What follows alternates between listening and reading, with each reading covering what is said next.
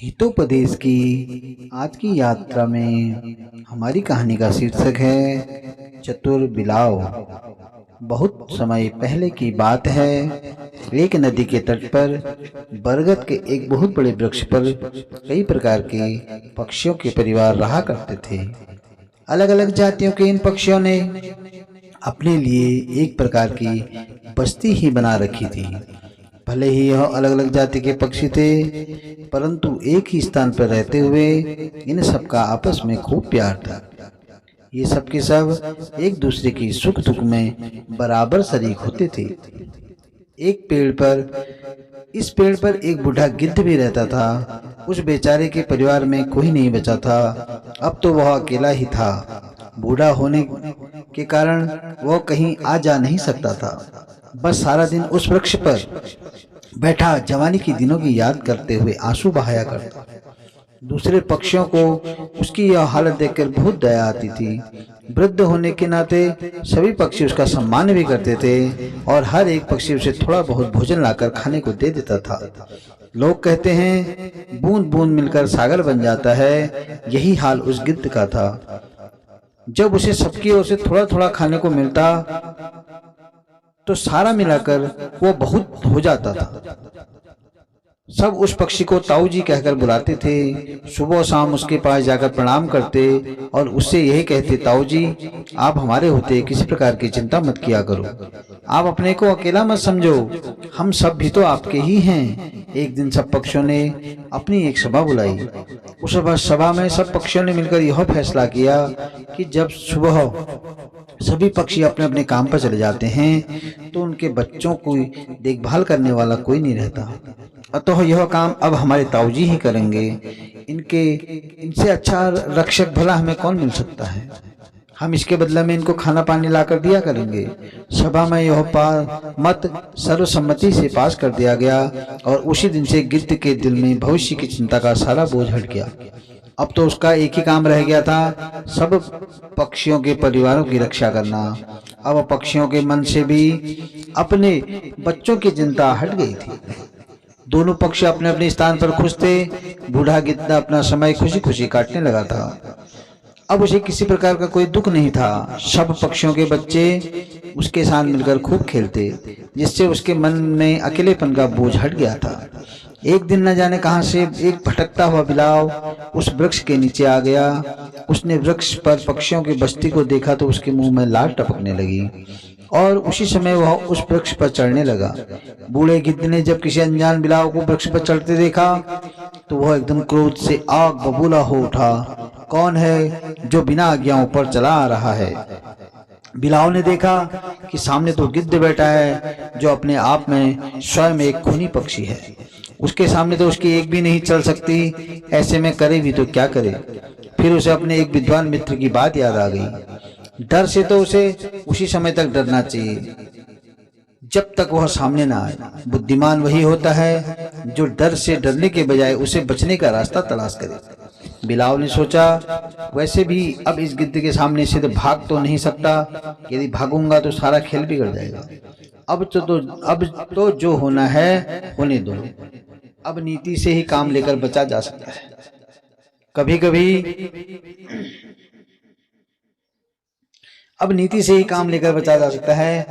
कभी जो काम ताकत से नहीं निकलते वो सब नीति से ही निकल जाते हैं। यही सोचकर बिलाव सीधा उस गिद्ध के पास चला गया और बड़ी विनम्रता से झुककर बोला, ताऊ जी नमस्कार। कौन हो तुम। गिद्ध ने कड़कती आवाज में पूछा। मैं एक बिलाव हूँ। बिलाव, मेरे पास क्या करने आए हो। हमारी इस बस्ती में तुम्हारा कोई काम नहीं है। गिद्ध का क्रोध बढ़ता जा रहा था। वह कुछ चौकन्ना भी दिखाई दे रहा था। ताऊ जी आप इतना क्रोध क्यों कर रहे हैं। देखिए विद्वानों ने कहा है किसी भी जीव से इसलिए घृणा नहीं करनी चाहिए कि वह किसी अन्य जाति का है। किसी के बारे में अच्छे बुरे का निर्णय केवल उसके व्यवहार को देखकर ही करना चाहिए। बिलाव ने बड़े प्यार भरे शब्द से गिद्ध से कहा, पहले तो तुम बताओ कि हमारी इस बस्ती में तुम क्या करने आए। गिद्ध ने पूर्वत स्वर में पूछा, देखिए बुजुर्गवार, मैं पास की नदी में ही रहता हूँ और शिव का बड़ा भक्त हूँ। मैं सदा शिव जी की ही उपासना करके अपना समय काटता हूँ। मैंने तो अब मांस भक्षण आदि सब छोड़ दिया है। जंगल के सब पक्षियों से मैंने आपकी प्रशंसा सुनी थी, इसलिए दर्शन करने चला आया, परंतु न जाने क्यों मुझे देखते ही आपको क्रोध आ गया, जबकि मैं आप जैसे महान प्राणी के दर्शन का प्यासा हूँ, जिसने हिंसा का मार्ग छोड़कर सब पक्षियों की रक्षा का भार उठा रखा है। मैं तो आपका अतिथि हूँ। ज्ञानी और बुद्धिमान लोग घर आए मेहमान का स्वागत करके उनके लिए जलपान का प्रबंध करते हैं। एक ज्ञानी ने तो कहा है कि गृहस्थ का यह धर्म है कि घर पर आए शत्रु का भी खुले दिल से सत्कार करें। क्या आपने देखा नहीं कि वृक्ष काटने वाले लकड़हारे को भी वृक्ष अपनी छाया प्रदान करता है। यदि गृहस्थ के पास खाने के नाम पर घर पे कुछ भी ना हो तो उसके पास बोलने के लिए मीठे बोल तो होते ही हैं। यही नहीं, विद्वान तो यह भी कहते हैं यदि घर पर कोई नीच भी आ जाए तो घर वालों का यह कर्तव्य है कि वह उसका भी स्वागत करे। बिलाव की बातें सुनकर बूढ़े गिद्ध का मन पिघल गया। उसने महसूस किया कि यह तो बहुत ही विद्वान बिलाव है, परंतु फिर भी यह मांसाहारी जीव है। यह ख्याल आते ही गिद्ध ने उससे कहा, भाई मैं आपकी हर बात का समर्थन करता हूँ, उसका सम्मान करता हूँ, परंतु मैं इन सब पक्षियों का सेवक हूँ। इन छोटे छोटे बच्चों की रक्षा की जिम्मेदारी मुझ पर है। ऐसे में मैं आप जैसे हिंसक प्राणी को अपने निकट कैसे आने दूं? ताऊ जी, मैं आपको यह बात पहले भी बता चुका हूँ कि मैं अब शिव भक्त बन चुका हूँ। हर सोमवार को व्रत करता हूँ, इसलिए मैंने मांस खाना छोड़ दिया। और फिर मैं इन मासूम बच्चों को मारकर महापापी क्यों बनूं? ऐसी बात तो मैं सपने में भी नहीं सोच सकता। मैं तो आपका मित्र बनकर अथवा सेवक बनकर ही रहना चाहता हूँ। मुझे अपना बेटा समझकर ही अपने पास रख लो। आपकी सेवा करते हुए मेरा भी समय कट जाएगा। बिलाव की ऐसी बातें सुनकर बूढ़े गिद्ध के मन में दया आ गई। उसने उस बिलाव को अपने पास आने जाने की अनुमति दे दी। अंधा क्या मांगे दो आंखें, जो उस बिलाव को मिल चुकी थी। उस बेचारे गिद्ध को क्या पता कि इस स्वार्थी बिलाव के मन में कूट कूट कर पाप भरा हुआ है। धीरे धीरे उस बिलाव ने वहां पर अपना विश्वास जमा लिया। फिर वह उस गिद्ध की आंख बचाकर रोज एक पक्षी के बच्चे को खा जाता।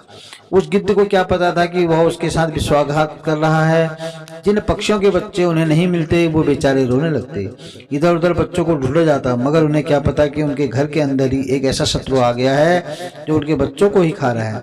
किसी ने ठीक ही कहा है कि खाते खाते तो गोदाम भी खाली हो जाते हैं। पक्षियों ने देख लिया कि उस वृक्ष पर अब किसी के भी पक्षी का बच्चा सुरक्षित नहीं है। इस विपत्ति से निपटने के लिए सब पक्षियों ने एक सभा बुलाई। एक कबूतर ने कहा, भाइयों, रोने देने से कुछ नहीं होगा। अच्छा तो यह है कि हम सब मिलकर उस शत्रु की खोज करें जो हमारे बच्चों को खा रहा है। उस कबूतर की बात मानकर सब लोगों ने मिलकर शत्रु की तलाश शुरू कर दी। जब सभी पक्षी शत्रु की तलाश कर रहे थे तो उन्होंने उस बरगद के पेड़ की जड़ में एक बहुत बड़ा बिल देखा। उसमें से दो चार पक्षी उस बिल में घुसे तो सामने ही हड्डियों का ढेर देखा। तब उन्हें संदेह हुआ कि शायद यह बूढ़ा गिद्ध ही हमारे जाने के बाद हमारे बच्चों को खाता है। बस फिर क्या था, सबके सब पक्षी इकट्ठे होकर उस गिद्ध पर टूट पड़े। गद्दार, तूने हमारे साथ विश्वासघात किया, हमें धोखा देकर हमारे बच्चों को ही खाता रहा। जालिम, खूनी, अत्याचारी। सब पक्षी गिद्ध की बोटियां नोचने लगे। किसी ने उस निर्दोष को बोलने का मौका तक नहीं दिया। कुछ समय के पश्चात ही वह निर्दोष गिद्ध अपनी जान से हाथ धो बैठा। उसे दुख तो इस बात का था कि उसने किसी ने उससे कुछ पूछने की भी जरूरत नहीं समझी, जबकि बिलाव दूर से ही यह सब देखकर भाग खड़ा हुआ। कौवे ने जैसे अपनी कहानी पूरी की तो गीदड़ को एकदम से क्रोध आ गया। उसने झट से पूछा, जिस दिन तुम्हारी मृग से पहले भेंट हुई थी तो क्या तुम इसके वंश के बारे में जानते थे? यदि इसका उत्तर नहीं है तो फिर तुम ही बताओ कि तुम दोनों की मित्रता इतनी गहरी कैसे हो गई। अब भी तो तुम दोनों घनिष्ठ मित्र हो। कहते हैं जहाँ कोई विद्वान नहीं होता वहां पर साधारण बुद्धि वाले प्राणी का ही सम्मान किया जाता है। जैसे कि जिस स्थान पर कोई पेड़ न हो वहां अरण्य का पौधा ही वृक्ष माना जाता है। यह सब बातें सुनकर मृग ने कहा, देखो भैया, हमें आपस में सारे झगड़े बुलाकर मिलकर ही रहना चाहिए। एकता में शक्ति है। जो लोग बड़े दिल वाले हैं, ऊंचे विचारों के होते हैं, उनके लिए धरती के सारे लोग एक परिवार की भांति हैं। जैसे यह कौवा मेरा मित्र है, उसी तरह तुम भी मेरे मित्र बन सकते हो। जब भी किसी प्राणी पर कोई मुसीबत आती है तो उसके मित्र ही उस समय सहारा देने आते हैं। भैया जरा सोचो तो इस प्रकार के विवाद करने में हमें क्या लाभ है? हमें तो सबसे पहले यही मान लेना होगा कि एकता में ही शक्ति है। जो एक है उन्हें बड़े से बड़ा शत्रु भी नहीं हरा सकता, सदा उसकी ही विजय होती है। जो एक हैं और एकता में रहते हैं। कौवा समझ गया कि अब मृग पर उसकी किसी बात का असर नहीं होने वाला। अब उसे अधिक समझाने का कोई लाभ नहीं। यह दुष्ट गीदड़ उसे अपनी बातों के जाल में फंसा चुका है, इसलिए उसे मृग की यह बात माननी ही पड़ेगी। गीदड़ दोस्त बनकर ही रहेगा। और फिर दो से तीन दोस्त बनकर वो रहने लगे। परंतु उस गीदड़ को शांति कहाँ थी, क्योंकि उसके मन में तो खोट ही खोट भरा हुआ था। वह तो ऐसा प्राणी था जिसके बगल में छुरी और मुंह में राम राम। एक दिन उसकी पापी बुद्धि में नई योजना ने जन्म लिया। वह मुस्कुराता हुआ मृग के पास आया और मृग ने उससे पूछा, कहो दोस्त क्या बात है, आज तो कुछ अधिक ही खुश नजर आ रहे हो। बड़े भाई, जब भी प्राणी के मन में कोई नई लाभदायक योजना आ जाती है तब वह मन फूलों की भांति खिल उठता है। कौन सी ये नई योजना, जरा मैं भी तो सुनूं कि तुम्हारे मस्तिष्क में कौन सी लाभकारी योजना ने जन्म लिया। देखो दोस्तों, इस जंगल के पास ही एक हरा भरा खेत है। यदि वहां पर हम चलें तो खाने का आनंद आ जाएगा। तुम तो यहाँ सूखी घास से ही संतुष्ट हो जाते हो, जबकि मैं तुम्हें ऐसा भोजन खिलाऊंगा जो तुम्हारे पूरे जीवन में ऐसा स्वादिष्ट भोजन कभी नहीं खाया होगा।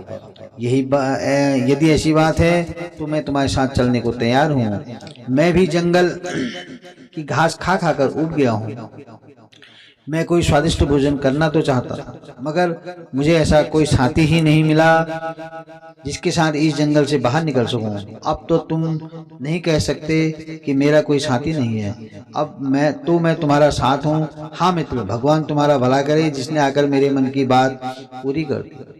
गीदड़ अपनी चाल की सफलता पर प्रसन्न था और मृग इसलिए प्रसन्न था कि आज उसे बढ़िया स्वादिष्ट भोजन खाने को मिलेगा। दोनों खुशी खुशी चल दिए। दोनों ने हंसी खुशी उस जंगल को पार किया और जंगल से कुछ दूर बाजरे के हरे भरे खेत में जा पहुंचे। उस हरे भरे खेत को देखकर मृग तो खुशी से झूम उठा। वाह मित्र वाह, तुमने तो मुझे स्वर्ग में लाकर खड़ा कर दिया। ऐसे भोजन तो किसी भाग्यशाली प्राणी को ही मिलता है। अब मैं तुम्हारा किस मुंह से धन्यवाद करूं। सच बात तो यह है कि धन्यवाद के लिए मेरे पास शब्द नहीं है।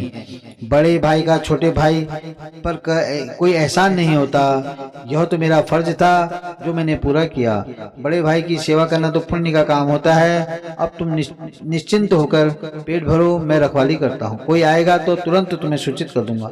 मृग ने खूब पेट भर उस खेत में से बाजरा खाया। जब उसका पेट पूरी तरह भर चुका था तो दोनों वापस आ गए।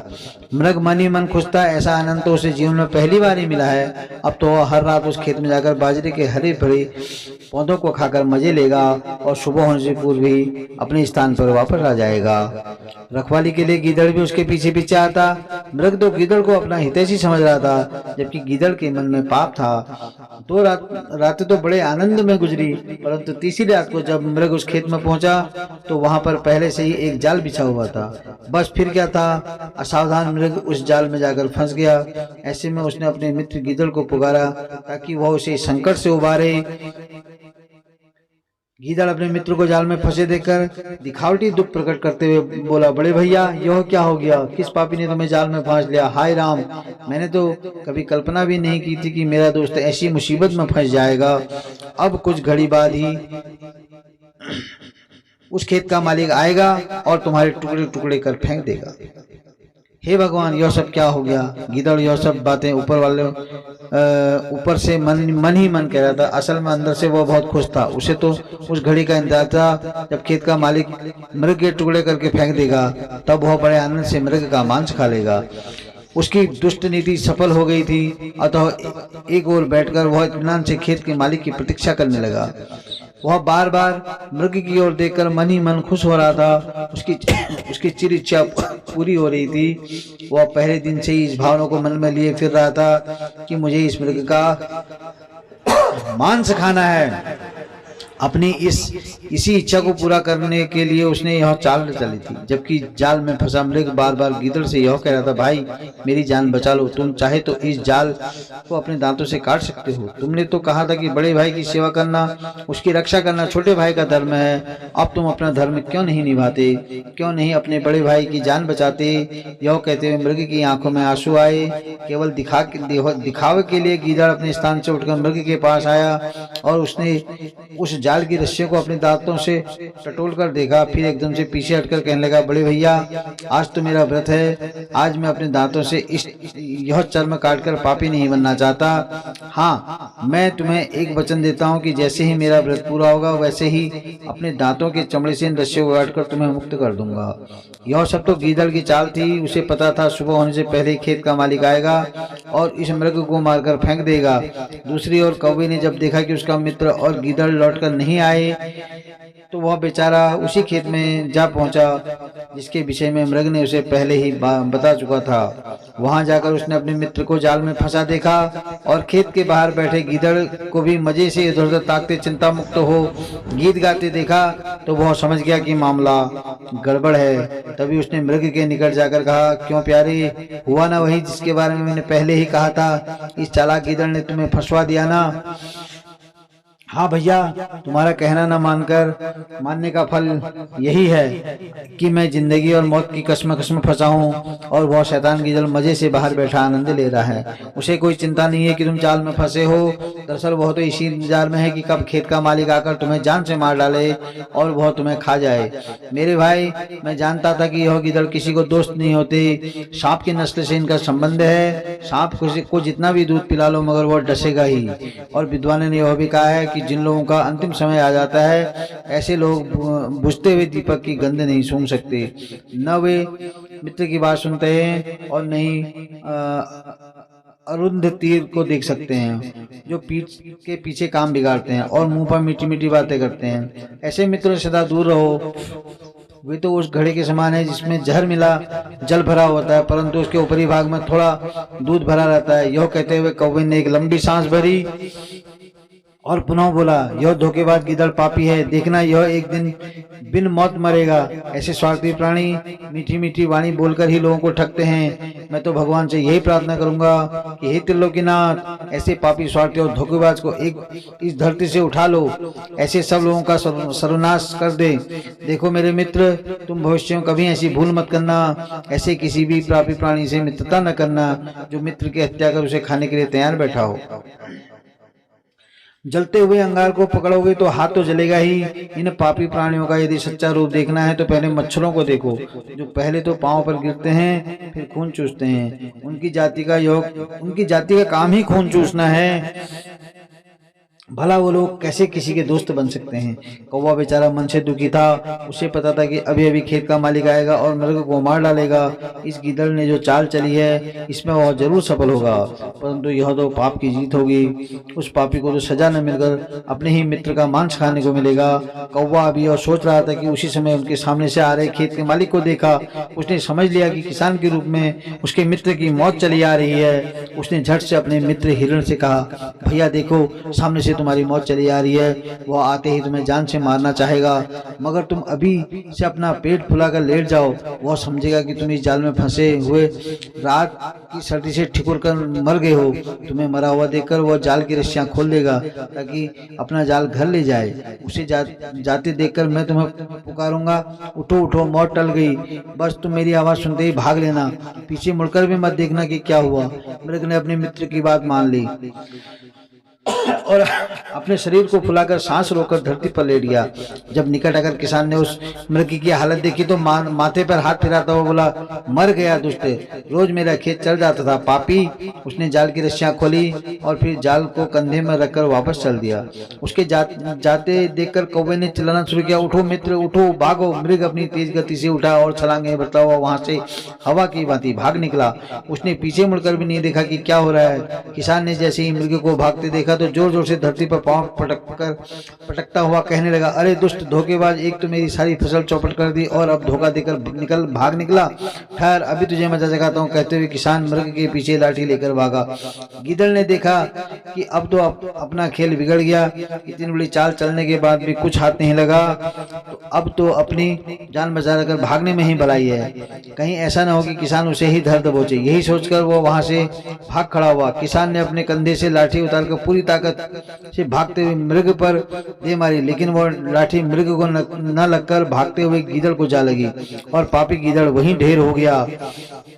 मृग की मौत उसे ही आ गई। यह कहानी सुनकर चूहे ने कहा, इस संसार में पापी को ईश्वर ही सजा देता है। जो किसी के लिए बुरा सोचता है प्रभु स्वयं ही उसका बुरा कर देते हैं। वैसे कुछ लोग स्वभाव से ही पापी होते हैं, उनको हम कभी भी नहीं बदल सकते। जो भले हैं वो सदा भला काम करते हैं, जो प्राकृतिक रूप से बुरे हैं उनको कभी भी भले काम की आशा नहीं रखनी चाहिए। उनके मुंह से यह ज्ञान भरी बातें सुनकर मयंक ने खुश होकर कहा, आप वास्तव में बड़े ज्ञानी हैं। आपने ठीक ही कहा है कि चंचल प्राणी के साथ कभी मित्रता नहीं करनी चाहिए। बुद्धिमान कहते हैं कि बिलाव, भैंसा, काक और नीच, इन सब पर यदि विश्वास किया जाए तो यह अपनी आदत से बाज नहीं आते।